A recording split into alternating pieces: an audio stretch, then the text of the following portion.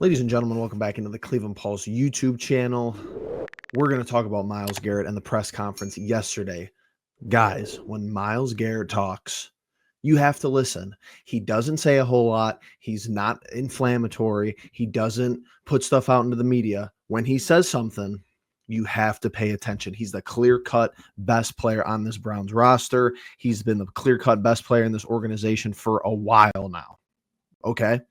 When he says something, you have to take it as a serious comment. He wants a plan. Let me read this real quick, and then I'm going to ask you guys to do something in the comments below. So in Myles Garrett's press conference yesterday, he expressed his desire to win now rather than being part of a rebuild. He emphasized the need for the Browns organization to illustrate a clear path for success in the near future, indicating his frustration with the current state of the team and his expectations for the offseason. Garrett's comments suggest he is not interested in a long-term rebuild and wants to see a concrete strategy for immediate competitiveness.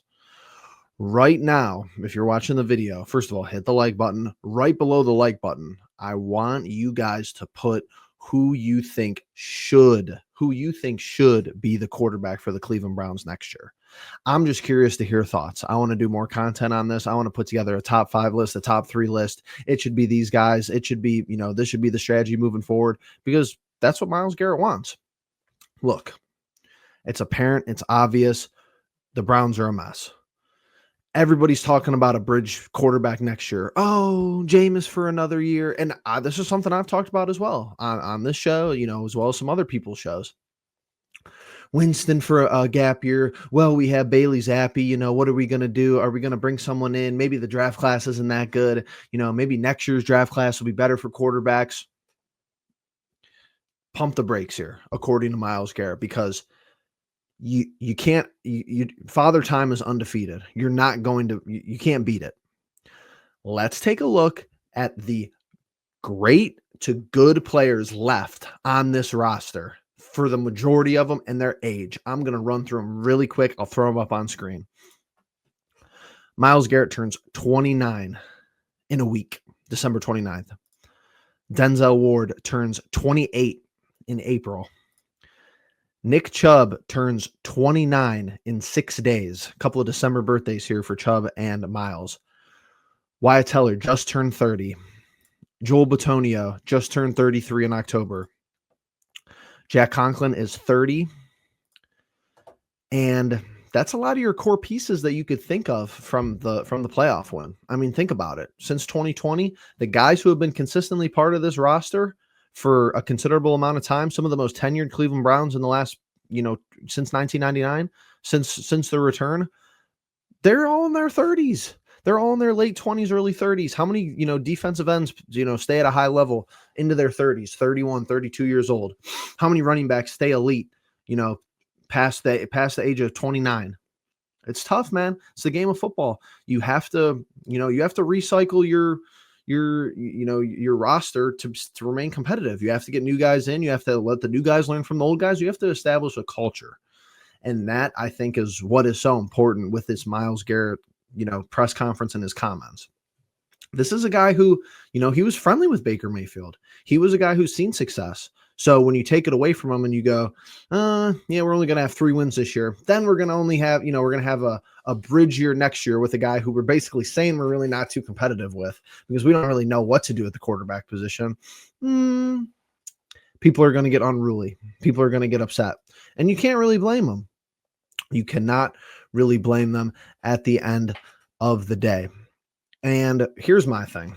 You don't have this long history of this guy was a lifer Cleveland Brown. Joe Thomas. You have a couple people on this roster that could be those guys. Joel Bitonio. Myles Garrett would be probably the first person to tell you he would love to play his whole career in Cleveland. And that's what this organization needs. You look around the league at some of the, premier organizations, and they're always having people back that, they played, 10 seasons, 15 seasons, with Team X, or they never played another snap in a different uniform than Team Y. You need it. You need it to have sustained success. You need it to show free agents and, people in the offseason, hey, you could come here. We're going to take care of you. It's not a mess. You can't go into this offseason saying that, we're going to do a bridge quarterback And then 2026, yep. We'll give Myles Garrett another year, getting older. The Chubb situation is kind of unsolved. Our offensive line is old. Got one of the oldest, if not the oldest rosters in the league. We have some flashing young pieces. Jerry Jeudy, he looks good. He looks like wide receiver one potential for, something that could be a few seasons, if not longer. David Njoku's not that old. He's not that young, but he's not that old yet. So you have some stuff to talk about, and you have to approach this offseason with like it's the last one you're going to have. Because in my opinion, Barry stays, Stefanski stays, DePodesta stays. DePodesta don't even matter, but Barry and Stefanski are going to stay. This is your last one. And I think Myles Garrett just said it.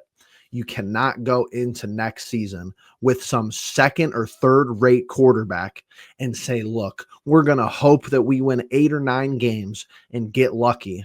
And that's tough to do in the NFL, win 9, 10 games. It is 8, 9 wins. You saw it this year.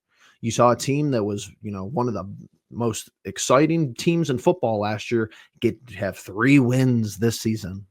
Okay. You cannot hang around and look Myles Garrett in the face as the owner, as the general manager, and as the head coach and say, well, we're going to sign Daniel Jones. And, we really believe that he's going to give us a chance to compete for a Super Bowl, compete for a playoff spot, compete for the division for 2025, and then just hang out and, that'll work. And then 2026, we'll draft Arch Manning. And then the last 4 or 5 years, the last contract we give to you, we'll be in the Super Bowl every year. These guys aren't stupid, man. Myles Garrett isn't stupid. Denzel Ward isn't stupid. They want to win, pro athletes, some of them want to win. They do. Some of them want the money. Some of them want to win though. And Myles Garrett's a guy that wants to win. He wants to be defensive player of the year. He wants to be, it's just Cleveland. It's just the Browns, man. You don't want to be the guy who played all your career for the Browns and you have nothing to show for it. And every time people see you, they go, oh, wow, the city of Cleveland must love you. But you didn't really win anything. You won 1 playoff game. or the Hall of Fame must be amazing. And they sit there and think in the back of their mind, yeah, probably would trade it for a Super Bowl ring. Probably. Why can't you have both? That's all I'm saying. All right, guys. If you've been here, make sure you hit that like button. Comment down below. Starting quarterbacks for 2025. Draft. Kirk Cousins. Jameis Winston. Danny Dimes. Bailey Zappi. I don't care. I'm just curious to who you think it should be. And there'll be more content about that in the future. But with that being said, we appreciate you being the pulse of it all. Peace.